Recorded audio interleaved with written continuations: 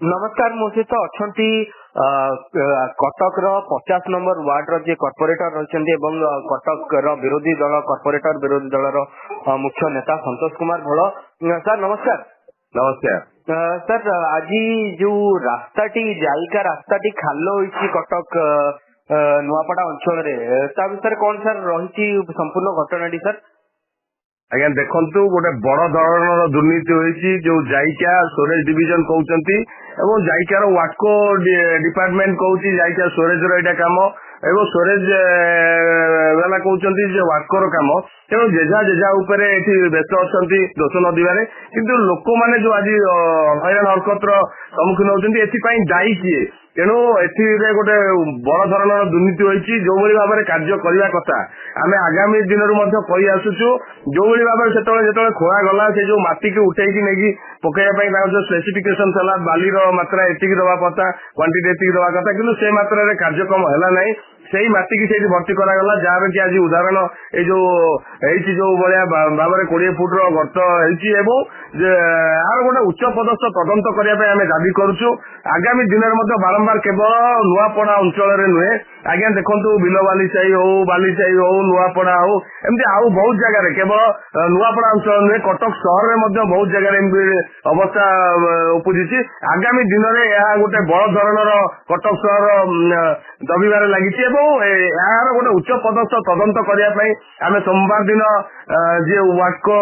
Storage CO अच्छा सहित आलोचना करने कांग्रेस वरिष्ठ नेतृमंडल समस्त कांग्रेस कॉर्पोरेटर माने आमे तांको पाखु जाउछु एवं यार गोटे उच्च पदस्थ तदंत करने दाबी करूछु। जदि या द्वारा आमे सैटिस्फैक्टरी आंसर न पाइलु आमे विजिलेंस द्वारस्थ हेबो एवं सरकार द्वारस्थ होइकी यार गोटे बड़ धरणर तदंत करने दाबी करिवु। अच्छा आपण तो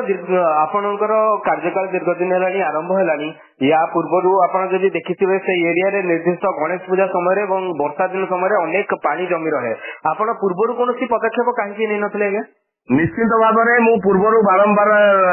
आमर जो वाटको स्टोरेज डिविजन हो वाटको हो वाटको ड्रेनेज डिविजन हो समस्त सहित बारंबार आलोचना करछि। सीएमसी काउंसिल नहीं बारंबार आलोचना होती मेयर तागिद करछंती कला परे कार्यकारी हो पारुने मेयर कहते आज गोटे उच्च पदस्थ अधिकारी मानू नहीं आम गोटे तदंत केवल कार्य कर संपादन कर मेयर कौन आज आज्ञा निद भांगिला आगु कौन थे तेणु आज जो भाव में समस्या केवल नुआपड़ा अंचल देखा मिलूँ आगामी दिन एंटायर कटक सहर आगे देखा मिल तेणु यार गोटे उच्च पदस्थ तदंत करने कांग्रेस दल तरफ आम दाबी करुँ। मु आपन गोटे कथा कहबी जे रास्ता रे भारी जान भी चलाचल करुची राति रे बाली बोझे ट्रक बड़ ट्रक जीवा आसवा मध्य करुची तेबे से तार निर्दिष्ट कारण हो पारे कि जो आज जो खालटी जेहेतु तार काम निम्नमानर एवं भारी जान निम्नमानर काम होती जहाँ द्वारा आज परिणत देखा मिलती। आज्ञा देखो जो भाव में एवं आप देखो आमर जो R&B डिविजन हो R&B डिविजन को आम बारंबार कहला काली जो भाव में सिचुएसन है आज्ञा जोटा प्रेस छक नुआपड़ा छक आसुवा रास्ता मझे जो लोक मैंने पड़ा टोकई रखिकी बसिले तेणु ये जो परिस्थितिर सम्मुखीन होती संपूर्ण दायी होउछि R&B डिविजन एवं वाटकोर जो आमर स्टोरेज डिविजन रही वाटको डिविजन हो वाटकोर ड्रेनेज डिविजन एमाने संपृक्त दायी एवं निम्नमानर काम करके आज जो भाव में समस्या देखा मिली। संतोष बाबू पूरा कटक अवस्था एमती अच्छी आपण विरोधी दल कॉर्पोरेटर प्रमुख नेता केवल नुआपड़ा अंचल नुह जदि आप देखिए संपूर्ण कटक सहर भिन्न भिन्न जगह ये परिस्थिति दे गति करुच्ची तेज यार समाधान केते शीघ्र हम जाइका कम केते आउ केते दिन लगी पूरा रास्ता सब ओके होगा? आज्ञा जाइका काम सरिबो नाही एथिरे कोटी कोटी टंका सेमाने बेनिफिट पाइचंती जो माने ऑफिसर एथरे संपृक्त थिले एवं जो माने पूर्वतन विधायक थिले बा जो माने जो सरकारी दल चलाउथले पूर्वतन सरकार जो भली भाव में कार्यक्रम करा जाउथला सेमानक हाथକୁ पांठी जाउथला तेणु यार गोटे बड़ धरणर तदंत करिया पय हम सरकार को पाखरे दाबी रखिबु। अच्छा आज ये घटना घटिला से रास्तार उभय पार्श्व दुईटी भिन्न भिन्न निर्वाचन मंडली आसे गोटे पटे संभवतः कटक चौधर और गोटे पटे कटक सदर तेबे दुई जन जो रही विधायक गोटे पटे बीजेडी विधायक अच्छा गोटे पटे बीजेपी विधायक अच्छा सेमानकर याकू नहीं कौन रही घटना पर से कौन निजर मत देइचंदी? निश्चित भाव में से एपर्यंत किसी मत मु खबर पाइनी कि मेयर से उपस्थित थिले मेयर ମଧ୍ୟ କହିଛନ୍ତି ଗୋଟେ ବଡ ଧରଣର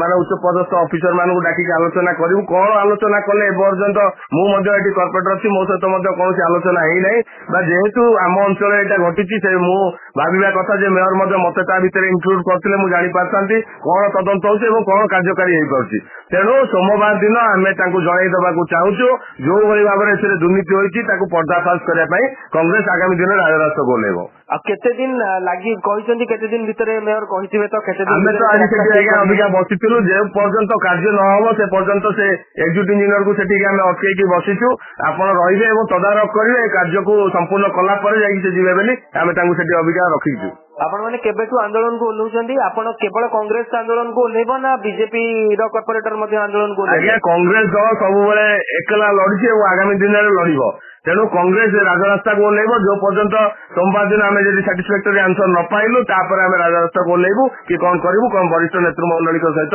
ଆଲୋଚନା କଲା ପରେ ତାପରେ ତାର ଉପସ୍ଥାପନ କରିବୁ। ଧନ୍ୟବାଦ ସନ୍ତୋଷ ବାବୁ, ଆପଣ ନିଜର ମତାମତ ଦେଲେ।